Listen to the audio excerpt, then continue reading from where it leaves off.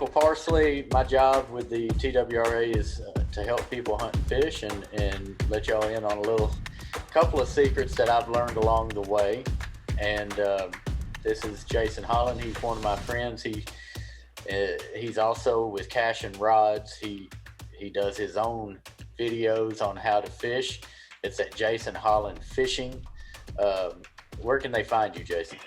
Yeah, it's pretty much Jason Holland Fishing on all the social media platforms, Facebook, Instagram, YouTube. Thanks to my 17-year-old daughter, I now have TikTok. So, yeah, that's a unique experience. But, yeah, all the social media platforms, you can go out and check us out there. And then a lot of the Cash and Fishing Rods social media platforms there as well. If I click on your TikTok, are you going to be dancing or anything? God, I hope not. I hope not either. All right. So we're here tonight to get into bed fishing, spring spawn of bass. I'm in my garage because my girls have kicked me out of the house because they're very, very loud. So that's why you see all this stuff in my garage. But I'm actually sitting in my boat and I've got my graphs on. And then we're also going to show you some actual physical locations on mapping on the computer. So I'll share my screen here in just a little while. But the things you have to remember are a couple of very small things, but they apply everywhere. Fish, when they spawn, they want to find a hard bottom, and they want to be out of the current, and they want to be protected, and they have to have some sun. So when I say some sun, it doesn't have to be all day sun, but they do want some sun because it helps them incubate the eggs. So when you hear a fish spawning on a laydown, there is sun getting to them somewhere. So that's what I've seen. And if you're fishing for smallmouth during the spawn, what you need to remember is smallmouth will spawn a couple of degrees cooler than a largemouth. So everything right now is water temperature dependent. When you go out, for a day, I don't right now. I'm not really paying attention to my graph because I'm not fishing offshore fish. Some people do this time of year. I've got a friend who's a guide on Old Hickory, and he'd rather fish offshore. It doesn't matter what time of year it is. So he'll catch them out there. But to me, if I'm going to fish right now, I'm not looking under the boat. I'm looking in 8 inches, to 8 feet, maybe. And that's where I'm going to catch them. And what I'm looking for is the warmest water that I can get that's closest to, give or take, 62 degrees. If I can find 62 degree water, smallmouth are bedding. If I can find 62 degree water, largemouth are eating. Largemouth will bed, give or take, 65 degree water. So the best temperature, all around temperature for a bass is 62 to 65 degrees. It gets over that, they start, not liking it so much. If it gets under that, they don't like it so much. The 70 degree temp that we like in our house, 62 degree water is that for a bass. So if you find that temperature, that's what they really, really like, and that's when they really, really eat. So yeah. Go ahead, Jeff. Hey, Michael, they had a couple things to that, and you're absolutely right. When you're thinking about smallmouth bedding, and Mike said it right, they like it at a couple degrees cooler and will go on bed a little bit sooner. A couple things as resources. TWRA's website actually has on it a chart that basically breaks down water temps and when the bass, specifically each type of bass will like to bed. And so it's a really great resource to go familiarize yourself with that, print it off, whatever you like to do. And it will really help you understand. When you get on the water, look at your depth finder, see what the water temp is coming in at. It'll give you an idea of really what to be looking for. So smallmouth as well, they're going to typically, they'll bed out a little bit deeper than largemouth. So as Mike said, that 8 inches to 8 foot range where a largemouth will be up on bed, super shallow. You can see them. Smallmouth will do the same as well in highland reservoirs where the water's a little bit clear. And so you're just going to have a larger depth range to work with in regard to smallmouth opposed to largemouth.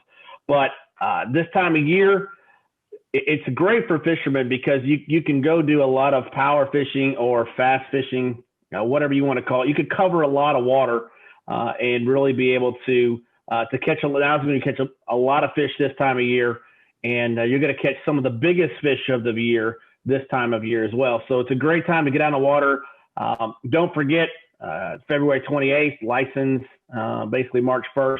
You got to get your new license for the state of Tennessee. So that's really important. If you haven't done that yet, make sure you go out and renew your fishing license. But now is a fantastic time to get out on the water. And it's a great time with the weather, what's been going on. It's going to get warmer, it's staying sunny longer. And not only the fish recognize that, it's a great time for fishermen to get out after work and still be able to squeeze in a few hours. So get out. Now's the time to make it happen. Couple things to remember. When we say fish are looking from 1 to 8 feet, smallmouth will bed, deep. They'll bed, we've seen them on Del Hollow, bedding 15 feet deep, but normally you're looking from 1 to 7, 8 feet. If it's a largemouth, they're bedding in 3 or less. I've seen largemouth bed in 8 inches of water. If it's covering their back, they'll bed. But when I say 8 inches of water, 8 inches is relative. Okay, you can find 8 inches of water in the very, very back of a cut, a creek or a pocket, or you can find 8 inches of water on a bluff over 100 feet of water. And I've seen fish bed on a bluff. I caught them this past week on Tim's Ford. I had 5 that went over 18 inches smallmouth. I had 2 doubles on an Alabama rig, and every one of them came off of bluff walls or sharp breaks off of rounds, and they were in less than 3 foot of water, and those fish were staging to bed. It's 58 degrees down there. So they're getting ready to go on bed, and they're not going to migrate another mile to get back into the back of the cut. I can catch those same fish next week and the week after, and they'll be on that bluff because they're bedding on the ledges on that bluff. I've actually seen spots spawning on bluff walls at Center Hill. So it's all relative, but if I'm going to catch the greatest majority of fish, it's probably going to be in the back of a cut.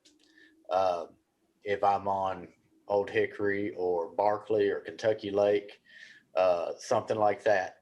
If I'm fishing for smallmouth, to me, it's easier to get on a bluff or a sharp break because I know they bed on them on the ledges right there off those bluff ledges, and I can catch them off that. Or if I can't catch them there, I'm going to the first pocket to find wood, and I'll catch them off that wood. But it's all relative when you're talking about depth. So keep that in mind. It's a big deal. Jason, you want to add something? Yeah, well, I mean, you hit a great point that before we transition off that you and I talked about before the call started, which really was the specific type of structure that they're looking for. So we've kind of hit the water depth, we've hit the water temperature, and really you're looking for that hard bottom. I'll give you some examples where that's not really an option. You take Old Hickory, for example. Old Hickory is a silt bottom lake, meaning that there is not a lot of areas that have rock. You take a Kentucky lake, lots of pea gravel, lots of shell beds. Conversely, you go right across, and Barkley, again, it's on the Cumberland. It's a silt bottom lake, a mud bottom lake. So they're going to be looking for anything that they can to, they put the eggs and that spawn to happen. They're going to look for anything that those eggs basically can get on, stick to, and be protected. And a muddy, silty bottom is not that area. So an Old Hickory, you're going to look for what Mike hit on again. Bluff walls is an option. They're going to look for rock, such as riprap around the dam, or they're going to look in the back of pockets. They will look for around seawalls. So people that have put seawalls up on their property and have put rock or riprap out there is a great place. Look for laydowns for wood. And another great thing that we've got on Old Hickory, it's called a lot of different things. I call it the river grass, water willow. It's called hyacinth. There's a lot of different names for that type of grass. I've heard sawgrass. Mike, you may know exactly what it's called, but they're going to be looking for those root balls. That green grass that grows out of the water. Pondweed. Yeah, pondweed. But they're going to go into those root balls because, again, it's a hard, stable surface for them to drop their eggs. So we've talked, hopefully that kind of at least gives you some ideas of areas to be looking for on whatever specific body of water that you're working with. I'm based out of Nashville, so I spend a lot of time on Hickory. And I'm telling you, you find the riprap or you find that water willow, water hyacinth, it's a fantastic time of year to catch some really, really big ones. So, Mike, I just wanted to add that before we transition over to looking at some areas on the map. Yeah.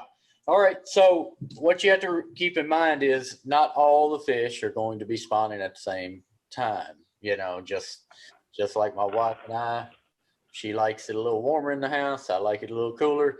Fish are the same way. They all don't love 62. Maybe one of them loves, like 63 a little better, and she'll go spawn at 63 and not 62. So some are going to stage up, and there are places that fish stage, and then there are ways that they make their way into the back of the cut. So let me show you a couple of those ways that they make their meanderings all the way into the back of the cut. Let's see. All right, so this is a good example. All right, this right here, I believe, is Percy Priest. And Percy Priest, I have a love-hate relationship with Percy Priest. I think Jason has more of a hate relationship. I have it's pretty much a straight hate all the way. Every now and then I get happy. Yeah. But Percy Priest, I love it when it comes to this year because it gives you a roadmap, literally. So usually when you get out on a lake, what you're looking for this time of year is a place where fish can transition from their winter holes that we talked about last month. Their winter holes would be along this bluff here. You see these topo lines are tight. That is a bluff, okay? This is 64 feet of water, and those fish can come up or they can come down very easily and not have to swim. So they can come up on this bluff and get in 5 feet of water during the winter, or they can go down and get 60 feet of water very easily rather than having to swim all the way back here and get into 5 feet of water, or all the way back out and get in 64 feet of water. They just go up and down. That's what they do in the winter. They get on these sharp breaks, and that's where they are. So when you get to this time of year, they're looking to come shallow and find a shallow flat with some pea gravel, somewhere they can spawn, right?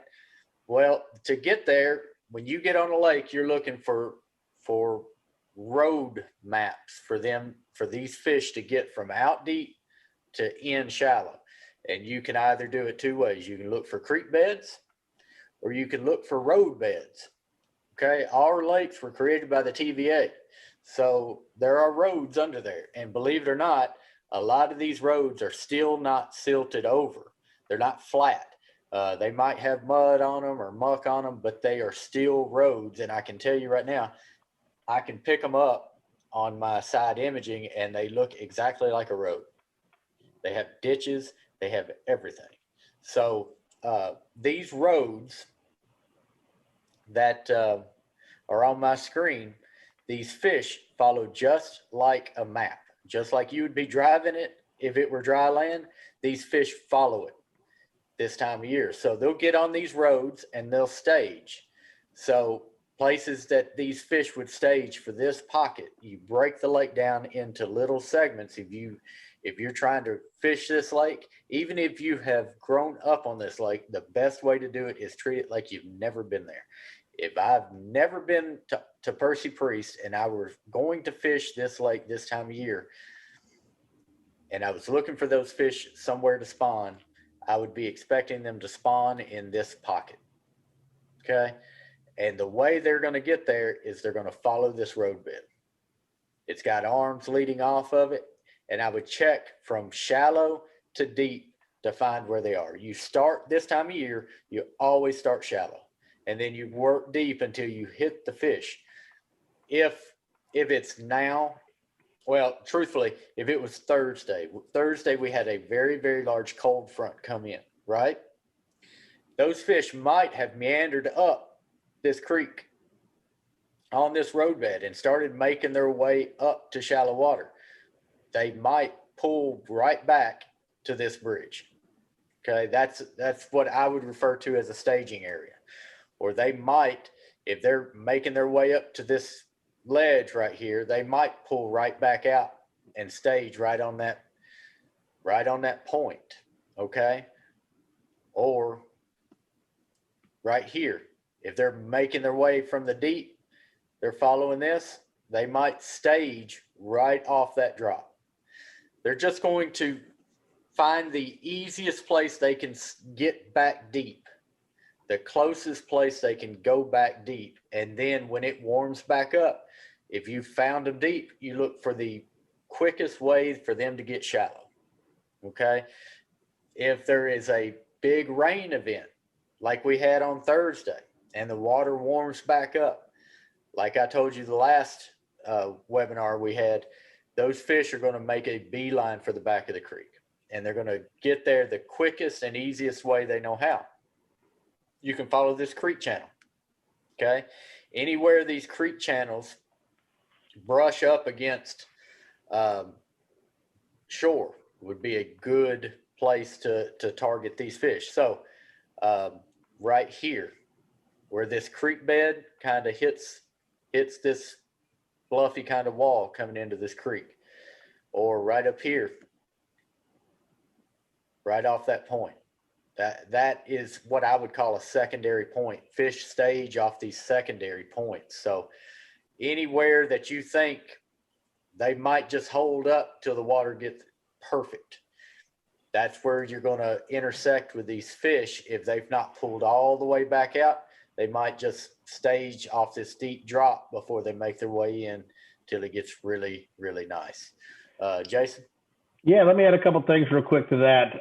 And just to kind of put some context on what Mike is talking about, pulling back out during weather events. And the reason, if you think about it, as a fish, the shallower he is, the more affected that water is going to be for water events going on.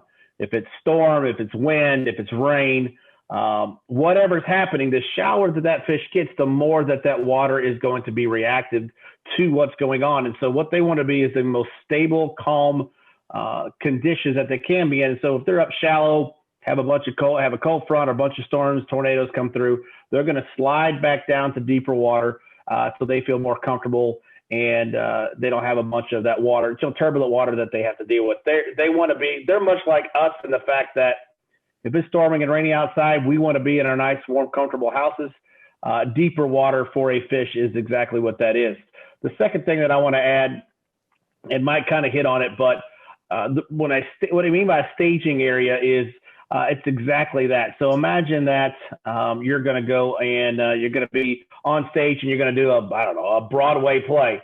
Well, everything behind the stage, behind the curtain is called the staging area, which is basically mean they're getting ready, everything put together. So as soon as the timing is correct, they walk out on stage and everything is ready. And that's exactly what a bass does when it comes time to spawn. They get as close as they can and they get ready and they wait to that exact perfect moment when everything lines up in regards to moon phase, water temp, all the different things that go into what we know goes into a bass's mind that it's time to spawn. They're in that perfect stage position. Is when everything's right, they can go directly to the bank and do what they need to get done. And again, that's just, the way nature and the God has made this creature, that they want to give their offspring the best chance that they can to survive. And so they wait to that perfect moment to go do it. So just a little bit of context and some color to some of the attributes that Mike was talking about. All right. So this time of year is the perfect time to learn your lake, right? Because you can break it down. Like I told you, these fish are going to be if it's me and 80% of, or really about 95% of the world, they're fishing from 8 feet to 1 foot, you know, so it's easier to break down your lake this time of year. Plus you're trying to get out of the current. Okay. These fish they don't like their eggs getting silted over by this current. Okay. So they got to get in some slack water to where if they want to fan their eggs off, that's why their fins are all rubbed raw. They're fanning their eggs just to keep them clean. Okay. And to make the bed, but they want somewhere where it's not getting silted in every minute. So they're getting out of the current. They're getting into backwater, somewhere where it's not as current. Okay. But it's the best time to learn your lake. So if I were going to go to Watts Bar, I've been to Watts Bar a couple of times. So for me, it's the easiest to learn a lake if I don't know the lake. Does that make any sense? So like I grew up on Center Hill. Invariably, I go to the same places my father took me when I was 5 years old. And I know it's wrong, but I still do it. I grew up on that lake and I'm terrible on that lake. Jason knows all about it. You take me to Nickajack, never fished it until I got, older. I'm pretty good on Nickajack. Go to Chickamauga, I'm pretty good. Barkley, pretty good. Old Hickory, fine. Center Hill, terrible. So that's because my tradition and what I've always done on that is clouding my judgment. So Watts Bar is a perfect lake for me because I've never been on it. So it's easiest for me just to pinpoint locations that I would say to myself, well, this looks right. And this is, if I were going in cold, this is what I'd fish. And so what I would do on Watts Bar is I don't even know the name of this creek, but I would section this creek off from the main channel and I would fish it all day long. And if I fished this creek, it looks like it's right near Spring City. If I were fishing this creek, I can tell you exactly where I'd fish. I'd fish right here. Because not only is it off the river, it's off of the creek channel. This is the creek channel. And if these fish are going to spawn coming off of the main river right here, these fish are going to follow that creek channel. And this pocket are the first locations that fish can spawn.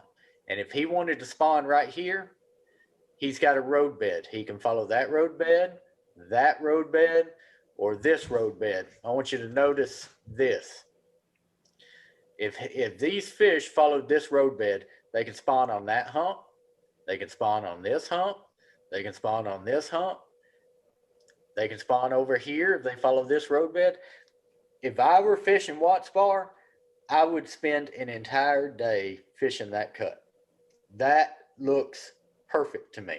If the water temperature got cool, they could drop back off right here into this river channel or this creek channel, really, or they could drop off into deeper creek water, but they're going to be near that road bed and I'd fish it all day long. I would take a Carolina rig, something like that. It's shallow enough. You can fish about anything you want right there. But that's where I would focus a day. I know a lot of you people are from East Tennessee, and I would spend an entire day just in that creek, and I would focus around Doc Smith Island. I really, really would. But truthfully, this creek is full of road beds and old creek beds. And like I said, they will use creek beds and road beds to find shallow water. And that's what you focus on. That's what you find. And that's when I broke down Watts Bar today, that's amazing. I mean, it's got road beds everywhere and it's got humps, shallow humps everywhere. Jason? Yeah, I think it's a couple points to make on that. And Mike, if you can just zoom back out a little bit, something that's pretty interesting to see. And we gotta go the other way. little bit more. All right. So if we look at this, again, you've got a big creek here. So obviously there's going to be quite a few resident fish that really never leave that creek. But to the right of this screen, you've got the entire river system. That's going to be a lot of fish that are going to come off that river system that may live out in that part of the overall the water, and they're going to be looking for places to spawn. As you went into that creek, the first two areas, as Mike was pointing out, if you look at it, it's the first two big areas that look great. And so those bass that are on from the river are not going to swim all the way to the very back of this big, massive creek. And I've never been on Watts Bar, so I'm not familiar with this creek at all either. But they're not going to swim to the very back of the spawn. They're going to come into this area, and they're going to be looking for those big spawning flats, following the creek channels, following the river beds, and they're going to be looking for those areas to go ahead and to spawn. Another thing to think about, especially on road beds, is two things, and Mike kind of hit on it earlier, to remember and to look at, especially on these real defined road beds. There's going to be the ditch. And I never, it took me a while to really get my head wrapped around what, you always hear people say, hey, I'm catching them in the ditches. Well, if you think of a road, you think of just two ditches on the side of the road. And that's exactly what they are. And it's just another depression on each side. And a lot of times they will get in those and stage. And so as you're looking at the road beds, they're a great, fantastic way to locate fish. And then also literally just imagine that road was on dry land and a ditch on each side of the road. Look at those as well. And they're a great way that they will congregate before they go back into those areas to spawn. You talk about a staging area. If these fish had pulled up to spawn on either one of these humps here, Jason, if that cold front hit on Thursday, they're going to pull off and they're going to congregate right in that saddle. They got deep water here. They got deep water there. Fish want to be close to deep water because it allows them to, there's more stable conditions with deeper water, like Jason was saying. Shallower water gets colder faster, But if they got forced back deep to stage, man, I bet they wore them out right there last Thursday or Friday. So that's where I would be looking. And I've seen that on Kentucky Lake. Kentucky Lake's humps set up the same way. So saddles are real important this time of year for that exact reason, especially if you've got some weather that's moving quite a bit up and down. They're really great places to look and to focus. And to do another piece with the deep water, not only is it stable, but there is a sense of security that a bass will have in deeper water, just because you'll hear the terminology or the saying, there's a lot more water over his head. And that's exactly why. The deeper that they are, obviously it's darker and they feel more secure and comfortable. And so they'll move to those areas to stage. But something else to keep in mind, depending on what part of the state that you're at, and this is what I like to do. If I was going to go fish Watts Bar next weekend, what I would be doing is I'd be watching the weather patterns all the way up, and more importantly, the weather. I'd also be checking the wind patterns of what's happening before I get to the lake. And then once let's just say, for instance, you had a consistent north wind for multiple days. Well, I will know based on that wind pattern that there's going to areas of the lake will buddy up faster, and so it could slow down or change up the spawn. So I'm going to look for areas that are going to be, if there's been a north wind for 4 or 5 days, especially on more highland clear water reservoirs, be looking, when you look at this specific map for spawning fish, I'm going to be looking for areas that's been protected from that north wind that's been going on for multiple days. It's just another something to keep in the back of your head when you're trying to break down water that you haven't spent much time on. It's a great thing to look at as well. Yeah, Jason brings up a good point, and one that I forget to talk about because some of this stuff, I've known for so long that I forget to talk about it, but it's super important. Dirty water warms up faster. It's just like you wear a black shirt versus a white shirt. You're going to get hotter faster if you're wearing black. So muddy water warms up faster. Thing to remember is fish don't like cold, muddy water. Okay, cold being To me, cold is under 52 degrees. Okay, so we're kind of out of that. You get above 52 degrees, you can make bass eat. It's a little tougher. Above 52 degrees, I like throwing, jerk baits and stuff. And if you're throwing jerk baits in muddy water, you're probably not getting bit. That's a sight bait. But there are ways to catch them. So if you're looking for warmer water, muddy water is always going to be warmer. You're going to have to throw different baits in muddy water versus clear water, but it's warmer. Another thing to remember, a lot of times, the further up in the system that you get, the further toward the headwater of the lake, the warmer it's going to get. So I was in a tournament several years ago on Tim's Ford. Jason was in it. Jason and all the people in that tournament were fishing down by the dam. And I think they were fishing 54, 55 degree water. A 54 degree bass is not going to eat as well as a 60, 61, 62 degree bass. I was up in Winchester, not in Tullahoma.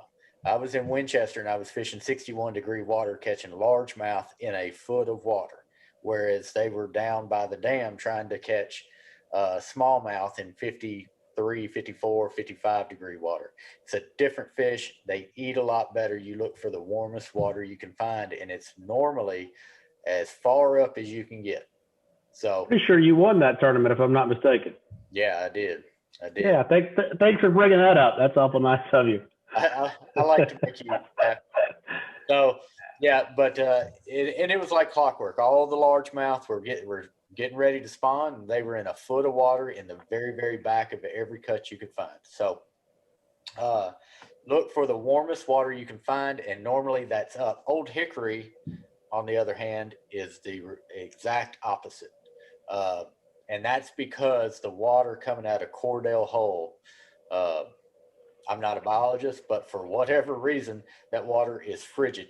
The water in Cordell Hole is frigid in the summer too. So Old Hickory is an exception to that rule. It warms first and down here in Hendersonville, and it works its way up toward Lebanon.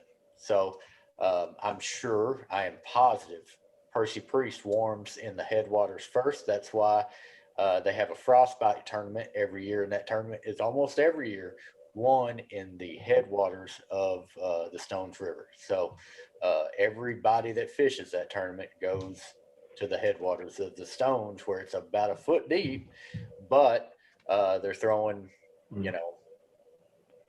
shad rats and rattle traps and everything on mud banks where that water has warmed up the quickest. So find the warmest water by going up toward the headwaters, and you'll get more action. And I say that now because it's still pretty cold out here. Tim's Ford's got 58 degree water, but everywhere else that I've talked to, except for Tellico is and Loudon are 58 now. But everyone else is still dealing with 55 degree water. So a lot of old Hickory on Saturday was 53 to 54. So yeah, and that rain didn't do us any favors. It cooled. No, it did not. That was a cold rain, unfortunately. Yeah. So if you're looking for the warm water, get into the headwaters of your lake. So a great way to think about it, guys, is whatever the majority of the water is doing, you're really kind of looking for the opposite. That's a great way to think about it. If most of the water is still cold, you're looking for the warmest water. If all the water is super nasty, blown out, nasty, muddy, you want to go try to find the clearest water that you can. Summertime, if you're out in super hot water, you're going to try to go find a runoff, or you're going to try to find something that's keeping that water cool. So whatever the majority of the water is, unless it's at perfect temperature, which only happens for a matter, unfortunately, of a few weeks per year, you're going to be looking for the opposite of what most of the body of the water is. And that's where you're going to find your largest congregation of bass. All right, so let's see if we can move on. Mike, while you do that, guys, don't forget we've got the chat and the Q&A functions within the Zoom. So, feel free to pop in there, write a question. Mike and I are both monitoring that while the other one is speaking. So feel free to ask some questions, and we're happy to answer them. If we don't know, we'll find somebody that does know and get you the right answer. All right. That is Kentucky Lake down there. All right. Let's take this one. This is Lake Barkley. Barkley and Kentucky Lake are different kind of lakes when it comes to fishing the spawn. Because what happens on Barkley and Kentucky when these fish spawn, the TVA knows this, okay? Some lakes come up in the spring and some lakes don't move. Some lakes never get drawn down, right? So Old Hickory doesn't really move all year long. Sometimes they'll bring it down for dock owners to fix their docks, but otherwise it's not moving. Chickamauga comes up and down. Tim's Ford, Center Hill comes up and down by dozens of feet. Dale Hollow the same way. Kentucky Lake comes up and down. And because they're connected, so does Barkley. When Barkley and Kentucky Lake come up in the spring, where these fish spawn are on bushes. And the guy that I know knows how to fish these bushes is on this Zoom with us tonight. These fish will come off this main river channel. Are you seeing that, Jason? Yes, sir. Darren? They come off this main river channel and they will make their way all the way off of the main river channel and find bushes. So they find these little bitty cuts and they come off these little cuts and they get way back in here. And these little islands, they're really not islands. They're more of bars of bushes, right? Jason, tell us about the bush fishing. Yeah, so I've got a couple of things. Barkley is a prime example, and it looks like a lot and works like a lot of the Mississippi River. I call them ox. They have a lot of oxbows in them. It's not necessarily an oxbow lake, but it creates a lot of those oxbows, backwater sloughs. I mean, there's a million different names for it, but you have as much, if not more, water on this entire system that is off the main river channel and in these areas. And so what happens is because a lot of this area, again, what Mike is showing here, you've got this channel on the left-hand side and you got, we'll just call them islands right at this specific moment here in the middle. But on the left-hand side, you got the channels from deeper water. But if you look to the right and then you look to the far left over here where it says Bard's Lake, which is an oxbow lake, part of Barkley system, most of this here and everything, when you zoom it out and look, is extremely shallow. When I say extremely shallow, I'm talking, from 3 inches to 3 foot. A lot of this water that you're looking at is that. And so what happens is a lot of these fish will stay in this main river channel or the deeper creek channels most of the year. And so when it gets time to spawn, again, they're looking, what we talked about, the most stable water, the closest to them. And what's really great about these, again, we'll go back to the quote unquote islands, they're really just bars or shallow spots in the creek that they grow bushes on them. And what happens, these fish will slide up in there. And again, because Barkley is part of the Cumberland, it's a silt or mud bottom lake, there's not a lot of hard bottom areas for them to work with. And the flip side is there's not a lot of rock on Barkley because there's not as many houses opposed to a Old Hickory or something like that. And so these root balls of these bushes are the absolute prime spot. Now, what's really even more unique with it is the fact that when the water comes up, and you have to kind of get some aerial views, it'll look like an entire field. As far as you can see is flooded bushes.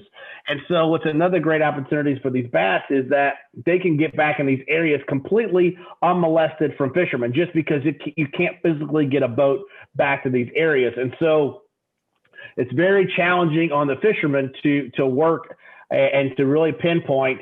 But when they slide up in these areas, the bite is absolutely exhilarating, because I don't want to get too far in the overall technique of it, but you can get bit kind of flipping around the edges of these bushes, but in all reality, you have to get up and over and back into the areas that most fishermen can't get to, or they don't want to take the chance of getting hung up. But that's where the real big ones will spawn. And when they bite, that whole area just shakes, because again, the water is very shallow and it's just barely over their back. And when they come to bite it, it's the most violent, vicious, glorious bite that a fisherman can have. But again, they're going to be coming off this main river. They're going to be taking these little cuts. And there's, as Mike's shown, the little, let's just call it trail or stream of water coming off into these bigger areas. There's really nothing there that's going to attract them to spawn necessarily. So again, they're going to follow that, get back to the secondary creek, and they're going to be looking for the first areas they can that give them everything that they need. And again, the water is more stable there, and they don't have the massive currents to work with that happen this time of year when the rain is coming, and so they have to keep the water out of the system to keep just for flood control. That river and the current is extremely strong, so these backwaters and are prime places to be, as well as with the bushes and the root balls, really give them everything that they're looking for. All right, now these trees are called buckbrush, all right, and these bars are going to be full of them, and they'll be partially submerged, and they'll be about a foot to 2 foot, depending on what the TVA allows the water to do. That's what these bushes are going to look like, okay? And normally, the way I grew up, people are not fishing these bushes. So, but I have learned that if you're going to get bit, that's what you have to be fishing. So the first thing that you need to know is what you need to be throwing in these bushes. Now, this lesson not only applies to Barkley, Kentucky Lake, but it's weird. It also applies to Center Hill, Dale Hollow, Timms Ford, any of your highland reservoirs. You go up to Douglas and Cherokee and all those. If the water comes up and is in the trees in April, you're going to fish it this same way. And when I say that you're fishing these trees, you're not fishing around them. You're fishing in them. If you can throw your bait down the center of the trunk, that's what you have to do. These fish are in the center. I've done it on Center Hill. It is amazing how they hit it. I've done it on Barkley and Kentucky Lake, and Jason's exactly right. They shake the entire bush when they eat it. I know, Jason, you caught one that was over 9 or over 8. Yeah, it was right at 9. Yeah. So, hey, Mike, if you're going to go in that rig, can you expand your screen real quick, just so people can see what you're going to do? All right. So if you're going to fish this way, and this is the way I would fish if I were going to Center Hill come anytime after, I would say, April 10. Okay. You're going to start catching bucks in the center of these trees. If I were on any of these lakes after April 10th, this is the way I'd be fishing. All right. So what you want to do, this is braid. I got this left over from Nikko Jack and Chickamauga last year, but what I throw, and Jason, I don't know if you're the same, but I throw fluorocarbon. I throw 25-pound fluoro. The problem with braid, especially on buckbrush or in willows on Center Hill or Dale Hollow, you hit a leaf, it's wadding up. It doesn't have any strength or tensile strength. So if you're throwing fluoro and it's 25-pound, it's almost like a wire, and you can hit a leaf and it's still going to flow through, So, but this is the way you rig this bait. You get these bobber stops. This is called a bobber stop. Okay. They're just little bits of rubber, and you put that on your line. I'm getting so old, I can't see. Everybody's highlighting me now when I drive at night, Jason. It's really put the bobber stop up on the line, just like that, okay? So get your bobber stop on there, slide it up. What I throw, I start off with 3/8 ounce bullet sinker. If I have to, I'll go ½ ounce. Probably if I'm on Kentucky or Barkley, I'm going ½ ounce. The buckbrush has so many limbs, and the later in the year it gets, if they get leaves on them, oh geez, you know, you got to get heavier because you'll never make it through. If you're on Center Hill, Dale Hollow 3/8 is probably getting you through the willow leaves. Okay, so put the 3/8 ounce on, and you're throwing this on the same stuff we were talking about. Not on Barkley, because Barkley doesn't have rock, but if you're on Kentucky Lake or Center Hill, Dale Hollow, Douglas, Cherokee, Watts Bar, Chickamauga, you're looking for pea gravel. Pea gravel. These bushes will grow on pea gravel, okay, especially when you're talking about the willows or you're talking about Kentucky Lake. It's the same place that you can find these trees to throw in. So put the weight and put the bobber stop on. Now, when you go to do your hook, there's a special way you have to do the hook. And if you're not doing it, you're going to lose fish. Take your line, pass it through the front of the hook. Your hook needs to be facing the line. Pass it through the front.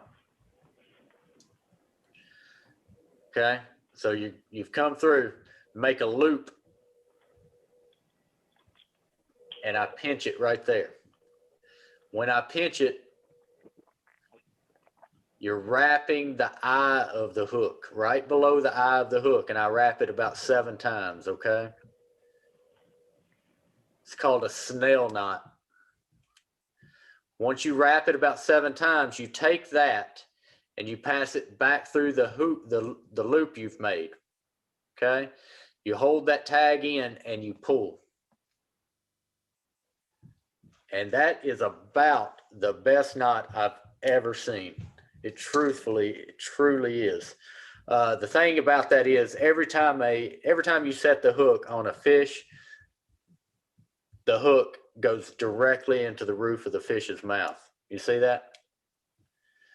So it even does that without the bobber stop. It swings up every time.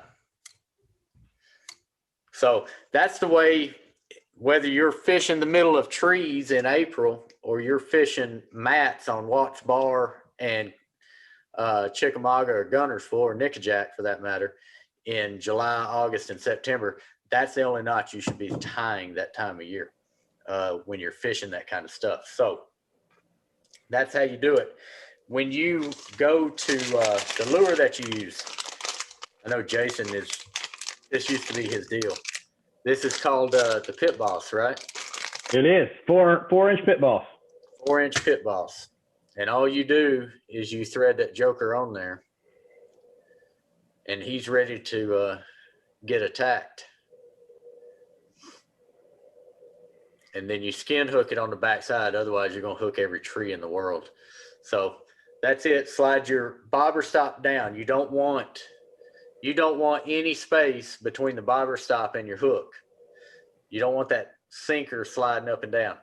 That's the finished lure, and that will go through a tree and it'll come back out the tree. And you can absolutely demolish them on any lake that they get in trees. And that's about every lake that we have that comes up and down. Old Hickory doesn't. That's my favorite dislike about Old Hickory. We don't get to fish trees.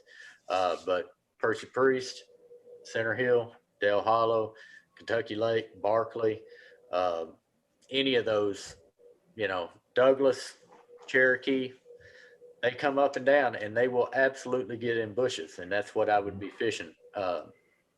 Now, what you have to remember that when the water does come up and down, topography of the lake plays a role. If you're on Kentucky Lake, it's more of it's a straighter type of bank, and so when the water comes up, all the bushes are going to be right there for you. There's no bushes behind bushes. And so all the fish are pulling up to those bushes right there. It's different on Barkley. Barkley is a Kentucky Lake is filling up a bowl. Barkley is filling up a plate. And so there are bushes behind bushes behind bushes, and there are fish that you will never get to. So you just got to know that going in. And truthfully, it's going to be that way on Center Hill for a little while too. I mean, there are trees on trees on trees because they've had the water down for the past 20 years, and every bit of Center Hill's grown up. But normally you don't have that problem. So get there and throw in the center of these trees. That's where they're bedding, and they will absolutely attack the lure. So that's the actual first lure that I've shown you tonight that you got to know, and you got to know how to throw it. And if you went out on Center Hill in April, all the way to, I would say, May 15th, May 20th, they're going to be eating that. And it's the same way on Kentucky Lake.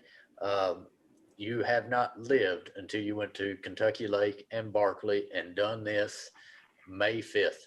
It is unreal. So, Jason, you have anything to add on that? Yeah, I'll add a couple little commentaries to that in regard to Kentucky Lake, and we'll kind of give a few secrets in regards to bushes. A little bit later on, those bushes will begin to bloom out, and you're looking for bushes that have flooded yellow flowers.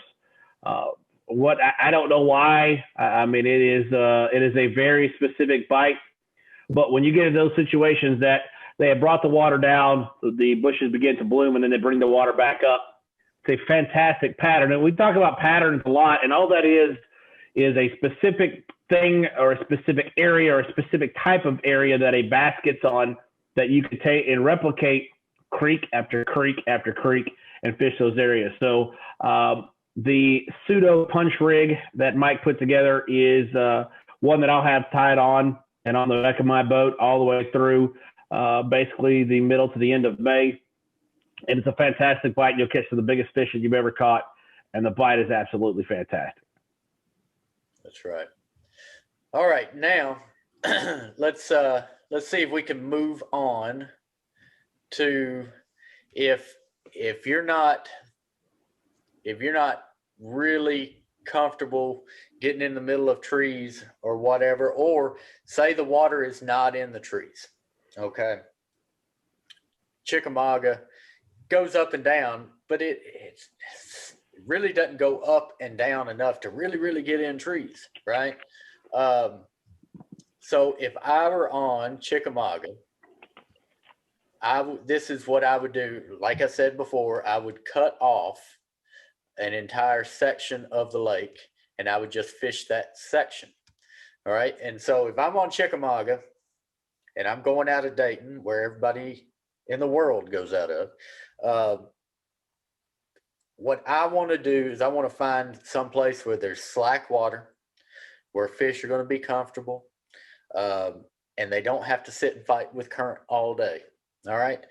And what you want to do to yourself is try and say, if I'm a fish and I'm on the main channel, or if I'm in current all day, all winter, where's the first place that I can find that I can spawn?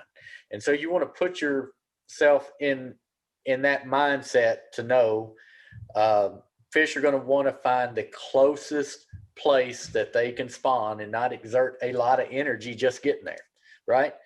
And what you want to do is put yourself around the greatest number of fish that you can possibly find, all right? And if you're on Chickamauga and you're coming out of Dayton, there's only a couple of creeks, right? Up here's mud. This is where blue water is. This is Dayton. Here's a backwater. It's good backwater too. I fished that pretty good. But if I'm a fish and I'm on this main river, this is the Tennessee, this is the Hiawassee. If I'm on either one of those river channels and I'm a fish, I'm coming to spawn on Hiawassee Island. And it's full of backwater. And you can fish it all day long. And I guarantee you're going to get bit on Hiawassee Island. All these fish have to make their way off of the main river. And they're all coming to this island. If you're a fish in this 3-mile area, where are you going? You're either going right here or in this backwater, or all of this is your destination. So break down the water into segments and find out where all those fish in that segment, where are the greatest number of those fish going. Now, some of them can spawn out here on this main river bar, right? And they will, but the greater majority is coming right here. And if I'm fishing a tournament, or if I'm wanting to have fun, I'm getting around the greatest majority of fish, and it's going to be Hiawassee Island. Right, Jason? You're on mute there, bro. Yeah, there we go. No, I think it's a fantastic explanation, and that's a great visualization of exactly what they do. If anybody's following the BASS, of course, they're on Pickwick this weekend, and it got postponed due to super high water and a lot of rains and tornadoes through there. But if you look at what's going on, a lot of those guys are focused around Cogar Island. Same type of setup. It's a big, massive island in the middle of all that water, and all of those fish that are typically in the river system, the river channel, will flow into that area. And some of the biggest fish, and will consistently be the biggest fish this time of year. And again, everything that we talked about to this point, this is the quintessential prime example of exactly what you'd look for. And we've already explained the reasons why. That's right. All right. So in the time we have left, let's talk about lures. Unless anybody else has a question over location. And if you do, put it right over there in the chat or in the question and answer, and we'll definitely get to it. But talked about the punch rig there, the small punch rig. In the fall, we'll be talking about this, and we'll be throwing a 2-ounce or an 1.5 ounce, 1.75 inch or ounce tungsten. So that's one of them. Jason brought up the water on Kentucky Lake and Barkley and the yellow flower pattern. That yellow flower pattern is amazing if you throw spinner baits through it. So a double willow leaf spinner bait through that stuff is great. Matter of fact, if you're going out this time of year and you don't have this tied on, you're missing the boat. So this is a clear water spinner bait. Okay, clear to stained, and they'll eat this all spring. This is a muddy water spinner bait. This thing, it has a number 6 Colorado leaf on it. There's not a lot of people that throw those, but Lord, that'll get you a big one. And this is for muddy water. So if last week when we had all that rain, a lot of people on Center Hill go way up to Cookville where it gets muddy and throws this, or they'll get in the river on Del Hollow, or they'll get up in the river on Douglas. Even down here on Old Hickory, big Colorado leaf blade will get bit. Clear water, dirty water. So that's 2 of them. If they're not, and all of this, when we're talking about spawn and fish, this is all just prior to spawn. You throw those spinner baits before spawn, okay? Right like now, okay? This is when they're spawning. You throw this and you hit the bush, and they're not eating this because they're hungry. They're eating this because they think it's a bluegill and it's about to eat their eggs, and they're angry.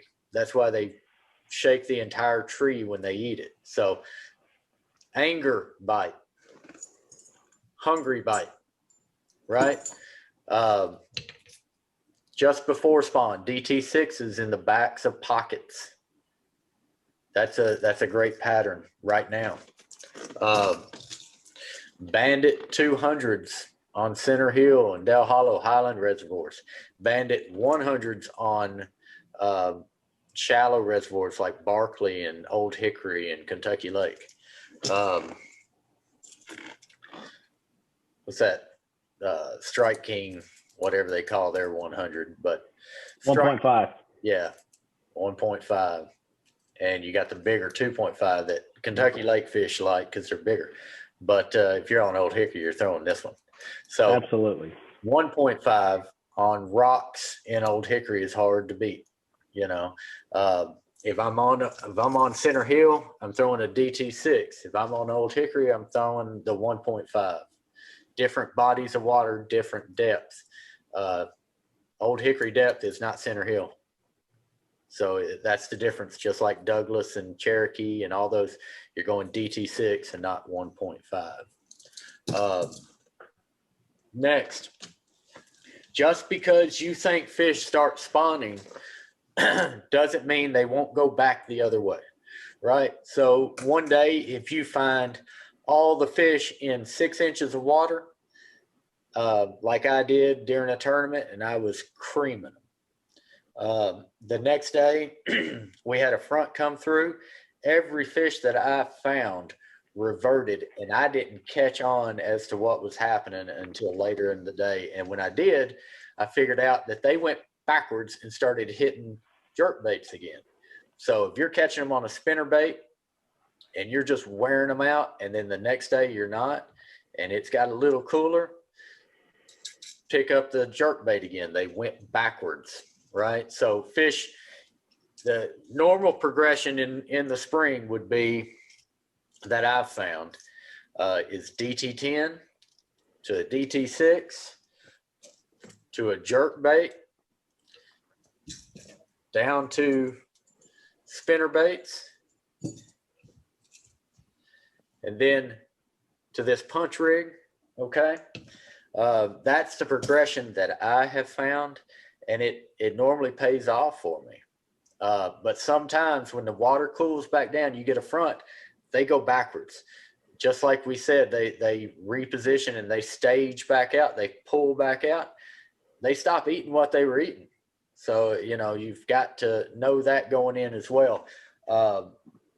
So we've talked about just before the spawn baits, right? And then we talked about spawning baits. There's a special way to fish when you get into clear water. If you're hitting April 15th, it is a special time on some lakes, okay? Not Old Hickory. You can't see on Old Hickory. Not Kentucky Lake and not Barkley. I've heard of people doing it on Kentucky Lake, but I haven't. Barkley, you're not going to see fish. Old Hickory, you're not going to see fish. But if you get on a highland reservoir, you get on Timms Ford, Center Hill, Del Hollow, Douglas, Cherokee, I'm pretty sure. All those reservoirs, I even have heard people doing it on Chickamauga. I'm not quite sure, but I've heard of it. But if you're there during that time, and I know people have seen this on TV, but you can do it here in Tennessee, and because we have some of the cleanest water you can find. Sight fishing for bedded fish. If it's April 15th, you can put your motor on high and just cruise along the bank and spot fish after fish after fish after fish if you're in one of these highland reservoirs. And sometimes, like on Chickamauga, you can too. And how you fish for those fish is you do something called bed fishing, sight fishing. Okay, and there are a number of ways to do it. I think Jason's got a number of baits to do it with. I have found, for me, the best way to do it, and I've done it every way possible, getting over top of them or pulling back off of them. Matter of fact, I know when I grew up, there was I think there still is, a tournament called the Eddie Muncie on Center Hill. And the way people would win that tournament, it might not be the Eddie Muncie, but it's the tournament they have in April every year. And the way they used to win that tournament when I grew up is all those guys would run to the back of every creek, and they would put a bamboo stick in the center or on the back end side of every bed. They would look for a fish, and they'd put it on the back side of every spawning bed that they could find. And on the day of tournament, they could stay 20 yards off that bed and throw up to it and bring their lure through that bed and just wait for the fish to eat, because they knew that fish was there because they'd already seen it. And they do it every year on Toho in Florida and the St. Johns River. They do it on Okeechobee, and we do it here in Tennessee. And the best lure that I have found to do it, some people throw a white kind of like this, but it looks like a crawfish. But some people throw a white bait so they can see it go in the fish's mouth. I try and stay off the bed, and the best way that I know to do it, because I can pull it through the fish's bed and not move it and still be able to jiggle it, is a drop shot. And I don't throw spinning reels very often. That's the only time I'll throw a spinning reel. On very light line, because I'm trying to get that fish to pay attention to something eating its eggs in the bed. So this part with the weight, it's just a clip-on weight, you see. You just slide the line through there, and it just clips. You don't have to tie that weight on there. Beds that I've seen are about, 2 square feet maybe, square foot maybe, around in there. You want about 14, 15, 16 inches of leader or of drop line to the weight, and then you have your lure there. The weight is on the edge of the bed, the lure is in the center of the bed. And the good thing about this is when you move the lure, you're not moving the bait towards your boat. You're keeping it in the center of the bed, and you sit and jiggle it. Whereas if you have this and you're jiggling it in the bed, it's moving toward your boat and out of the fish's bed. Okay, so the best way that I've seen to keep the lure in the bed is to throw this drop shot. And it works. And it is a ball to actually see them eat the lure. The thing is, when you're bed fishing, every fish has its own personality, and some of them might like this bait. Some of them might like a crawfish. Some of them might like a ribbon-tailed worm. They're all different. So, you might have to run through, half a dozen lures in order to get them to bite. But you'll find out when they start getting agitated and they really get angry that you're about to catch that fish. You can see it. Whereas when you first throw in there, that fish is kind of lackadaisical and they run off the bed, and then they'll come back. Whereas if they get angry, they start eating the tail, and then the next cast, they're eating that lure. So you'll be able to tell when you're about to get bit. Problem is, if you're in a tournament, this can be a great pattern or it can be a killer, because you can spend an hour and a half on one fish that you think is going to bite because it's a 5, 6 pound, 7 pound fish, and it never bites. So you can just sit there and work on that same fish forever. And but it's a ball, and you'll really be able to understand what fish are doing if you get out on these lakes and see it. Jason, you've bed fished?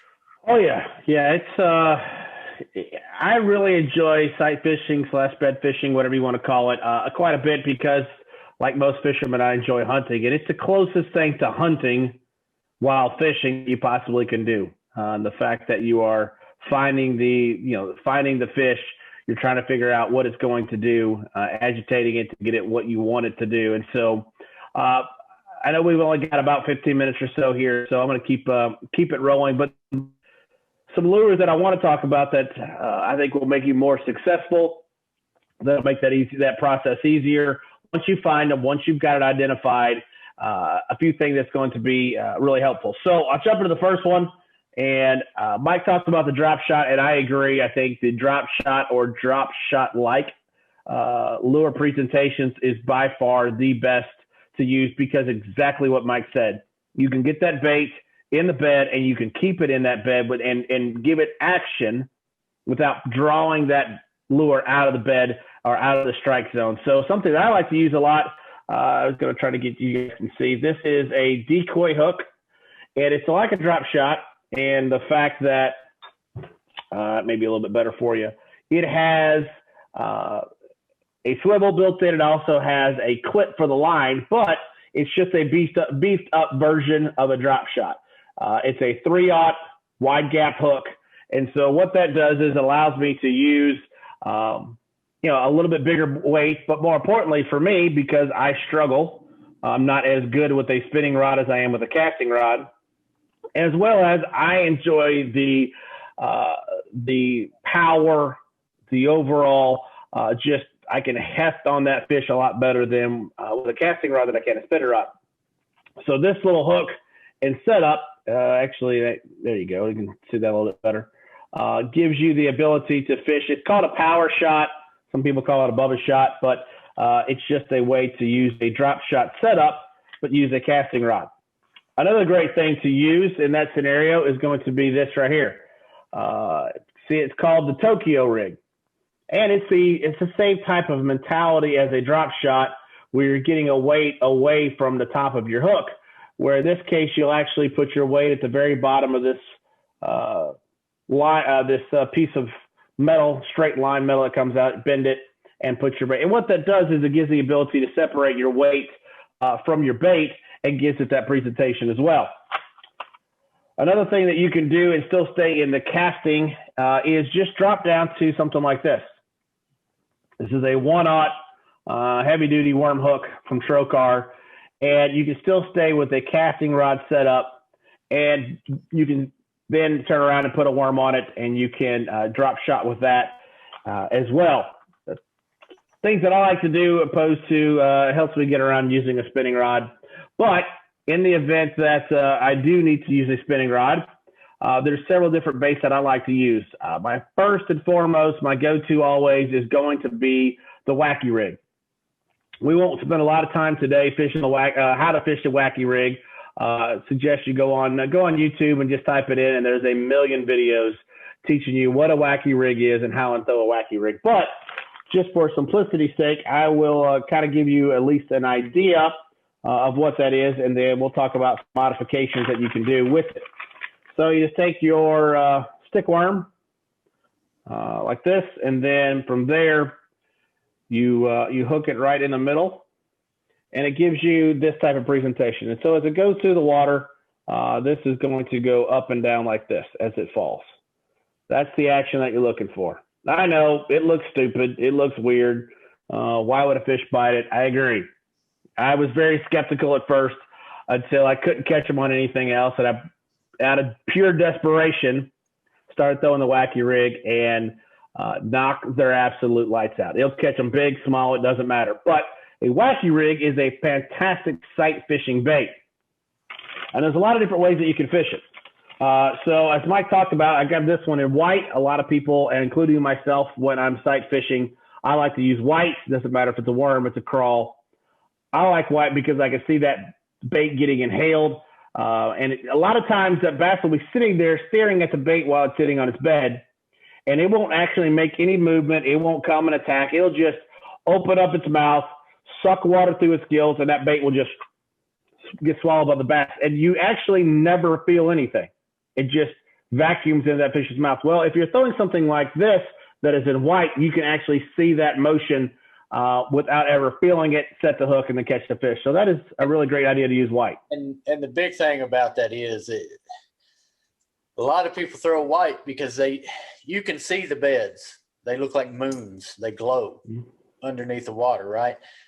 It will amaze you. You may not see the fish, but you'll throw on the bed and you can see your lure, if it's white, go down to the bed, and all of a sudden that white lure vanishes. And people are throwing that white lure because they don't see the fish, but they know they should see that lure. And when they don't, there's a fish that has eaten it. So that's the big deal about that white lure. Yep, that's a great point. Another product that I like to use, I'm a big, huge missile bait fan. I think they make a great product, super soft. It is made here in Virginia, so it's made in the States, which again is something else that I appreciate. But something that a lot of people don't use that I really don't know why, it's one of my go-to sight fishing baits, is the little swim bait. If you think about it, it's got that bait fish profile. Again, I've got this as in white. You can go a more bluegill color. So if you think about it, one of the main predators of a bass eating the egg, once it's spawned, is the bluegill. And so you can turn around and get a bluegill shaped bait or in the bluegill colors, put that on, as we talked about, the 3/0 wide gap hook, and it's a great setup. So highly recommend you at least kick that idea around. Not a lot of folks do it. Still don't know why. I think it's a fantastic presentation. So let's go back real quick and talk about Wacky Rigs. My weightless Wacky Rig of choice hook is this one here by Gamakatsu. It's called the G Finesse Stinger Hook. It's got a titanium weed guard on it. I personally like a weed guard just because I feel it gives me some more flexibility. Some people can throw it without the weed guard, totally up to you. That is by far the best Wacky / Nikko. We'll hit Nikko real fast, the Nikko Rig, but that's the hook of choice. Also, you could throw, that was the weightless version. Here is the weighted version of a Wacky hook. This is by B. Actually, I made this one. You can get a do-it mold and make your own. VMC makes a weighted Wacky hook, great for Wacky rigging. Let's talk about some of the other baits. Of course, the stickworm, stick bait, the Senko. Gary Yamamoto Senko is the really the bait that really got the stickworm revolution, if you want to call it, going. Love that bait. A couple baits that I really like from Missile Baits is their Quiver, which is a long stick bait as well. This is a 6.5, and they also make a 4.5, a smaller version. So check those out. Another one that I really like is called the 48. Let me show you this one real quick. This is strictly designed for Wacky rigging. If you look at this bait, it actually has weight built into the ends of this worm from the very beginning. And so really get a lot of great action because of these ends that are already weighted. And it's probably one of the best, if not the best, Wacky rigging bait out there. And that is the Missile. It's called the 48 because it's 4.8 inches long. Those are real good baits to check out. One that I will leave you with is, we're getting out of time. Check these guys out. It's called Torrent Outdoors. They're actually out of Gallatin, Tennessee, so right here in Middle Tennessee, local bait. Guy's name is John Nelson. It's a great stickworm bait, but also has a little unique tip on the end of that bait, if you can see it there. Check them out. Really, really good bait. Now, let's go talk real quick about the crawl type. Mike showed the Havoc Pit Boss, which is one of my all-time favorites. My other all-time favorite is, and we're all familiar with this, this here, my friends, is the D-Bomb by Missile. It was really one of the first crawl type baits. It's fantastic as well for those situations where a worm's not working and you can go into the crawl. A couple more things real quick. Don't forget, we won't hit on it much, but the Ned Rig. Here's the one that I use, the Ned head. It's just a downsized, shaky head. Super great. I had a quick tip for you guys that are throwing the Tokyo Rig. VMC just came out with tungsten slide weights designed specifically for the Tokyo Rig. So we won't go into that, but check those out. Last but not least, let's talk about the Nikko Rig. So the Nikko Rig is much like the Wacky Rig, except that you're actually going to weight the worm. So let me show you real quick what that looks like. So you got what I have in my hand here is the 4.5-inch quiver by Missile Baits. And what you do typically is you'll take your hook and put it right there, and you'll have your Wacky Rig. All that you do now for a Nikko Rig, instead of having it go through the body, you actually have it go directly through let me pull one out for you real fast. It'll make more sense. We got time, Mike? We're okay, aren't we? Yeah. We got a couple minutes left. All right. So you take your stinger hook that we talked about. Then you will take this little guy here. It's called the Wack-O tool. And all it is it puts O-rings on your stick baits. So I pulled up an O-ring, if you can see, right there. Slide your bait into the tube, like so. And then you're just going to slide your O-ring up the tool and let it pop on the bait. So if you can see that, there's my O-ring. So now you can take your stinger hook and rig it, as we talked about, like so, directly through underneath the O-ring, if I can do that here. And you're going to fish it like that. You're going to get your Wacky Rig as it flutters down. Only difference is with a Nikko, instead of hooking it through the body, you're actually going to hook it straight up through the side. And so it's going to look, actually, let me do it the other way, because we're going to put a weight in it. It's going to look like this. And then you can rig it out. It depends on, I like to rig mine straight up. If you rig it straight down, then you have a tendency to get hooked a little bit more. Then, once you've got this set up, we're going to turn around and we're going to put a weight in that. Missile Baits just came out with a Nikko weight. As you can tell, I'm a big Missile fan. But Nikko Rig, you take your hook. You can see right here, we've got it set up. Then at the very bottom, the flat part, we take our Nikko weight. Get you a shot of that.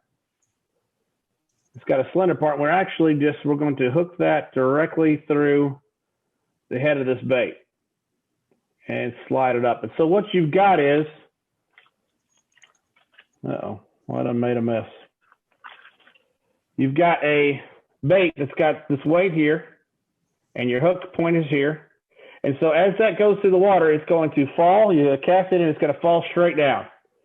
And that bait is going to sit there with that tail flapping around, sitting in the middle of that bed. And all you really have to do is just hop it.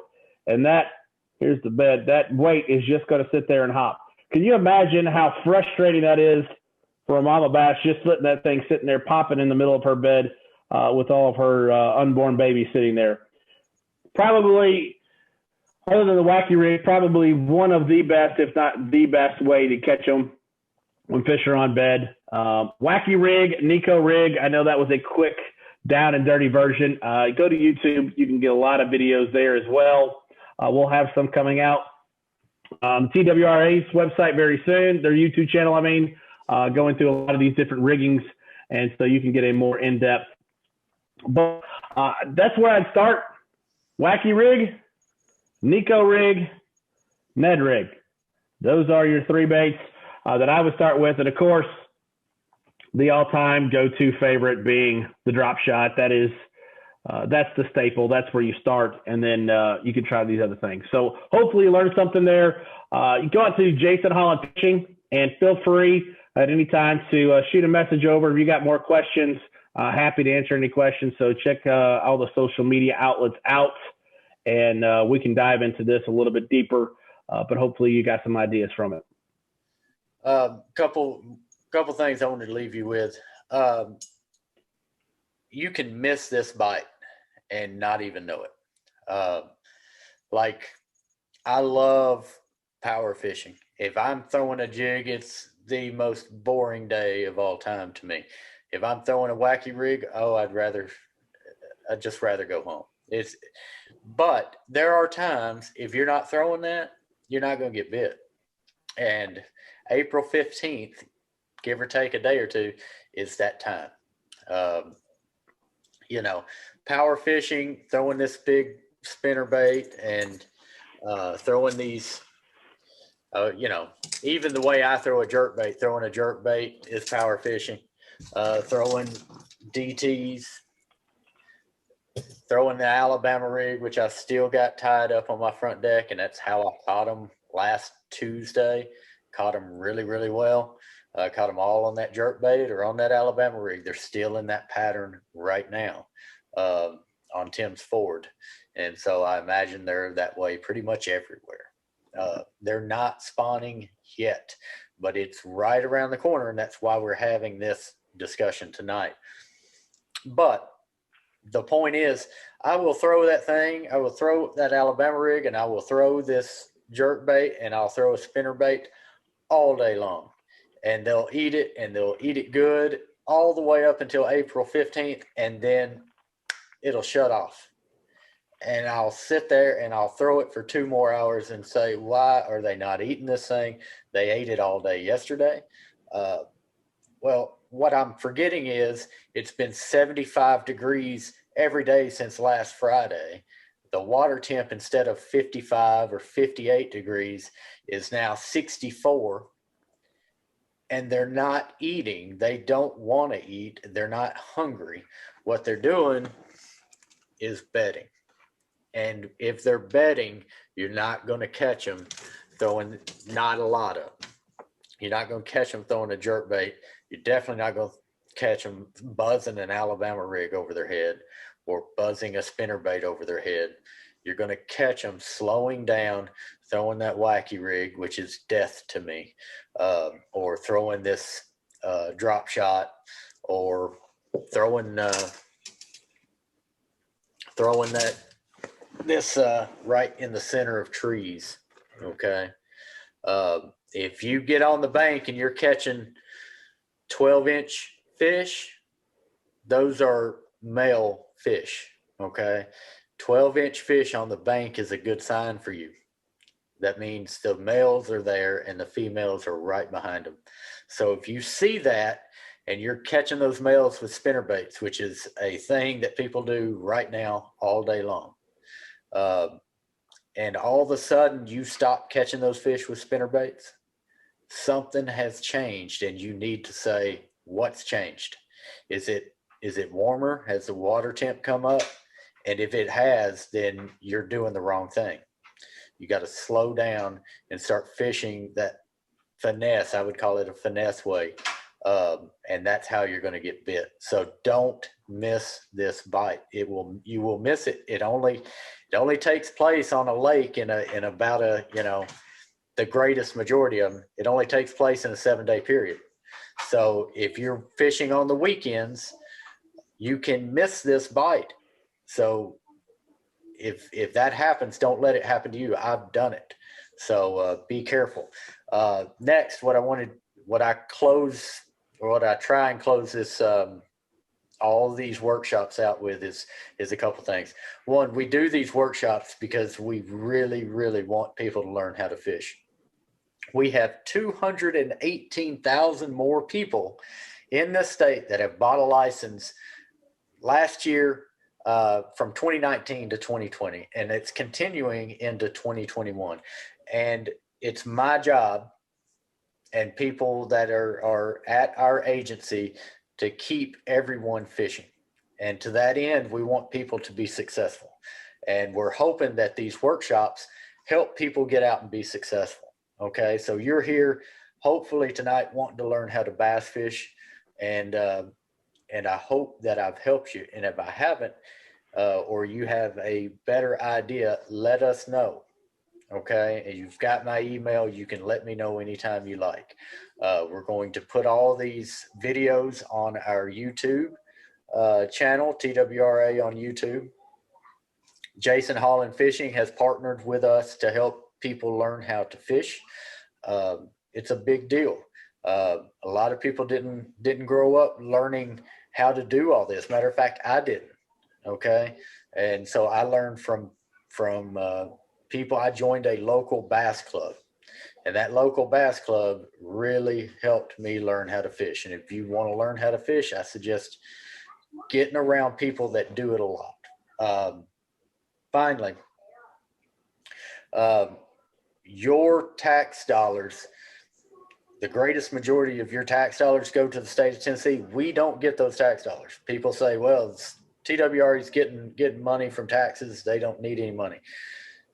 That's not true. Not the fact that we don't need any money, but it's not true that we get tax dollars. We get marine boat fuel tax if you buy it from a marina. That's the tax that we get, okay? Otherwise, you people that buy hunting and fishing license support hunting and fishing in your state. So make sure people are buying their license, encourage them to buy their license. People out bird watching, great people, but they're not helping support this resource. So you like Florida strain bass in Kentucky Lake? I do too. You like Florida strain bass in Chickamauga? I do too. You and I, who bought our license, are helping to do that, okay? You and I are making sure that Dale Hollow is a smallmouth factory, okay? We provide the money to keep that going by the purchase of hunting and fishing license and through the purchase of hunting and fishing equipment, which I can promise you I do my part in that. So make sure and thank people that do go out and buy their hunting and fishing license, or encourage people to buy their hunting and fishing license. And that's what I wanted to leave you with. One more thing. I am doing a fishing report each and every week for TWRA. We're going to put it on our Facebook. Please like us on our Facebook. All these things come through Facebook, all these webinars, and so will the fishing report. Last week I did the fishing report. The water temp is somewhere around 55 degrees on all of our lakes, which is plenty warm enough to catch fish. Like I said, 7 degrees from spawning smallmouth, give or take. So keep that in mind. Center Hill or Tim's Ford is on fire if you're throwing a jerk bait or an Alabama rig or a spinner bait. Okay. Old Hickory. Jason may not have caught him this past but I did not. I know Ian Huey, who runs Old Hickory Guide Service, he said you can catch them from the river to the back of the creek, and you can catch them pretty much any way you want. And if you love crappie fishing, now's the time to get out there. They're catching them from Bristol to Memphis, Kentucky Lake, and Big Sandy is on fire. Watts Bar and Loudon crappie are on fire. Old Hickory, I know, is on fire. I talked to Ian. He had 21 in a couple hours the other day. So all of our lakes from now until May are going to be lights out. So I thank you guys for joining us. I hope we've done a good job. And if we have, let us know. If we haven't, let us know. We can take it. We're big guys. But some of us more than others. It's a fat joke at the end of this thing, Mike. But we try and help you. So if you need more help, just let us know. Jason? Yeah. Hey, again, we'll wrap it up. Thanks, Mike, and the TWRA for allowing me to partner up and be a part of this deal. Again, reach out to Mike. Everybody has his email address, and the TWRA, feel free, like I said earlier, to reach out. Jason Holland Fishing, any of the social media platforms, happy to shed any information that I can. And ultimately, we want you out fishing and being successful, because the more successful you are, the more that you'll go. So, again, good luck to you. Don't forget the 3 main things in life, guys: your faith, your family, and fishing. We'll see you next time. Thank you, Jason. Thanks, guys.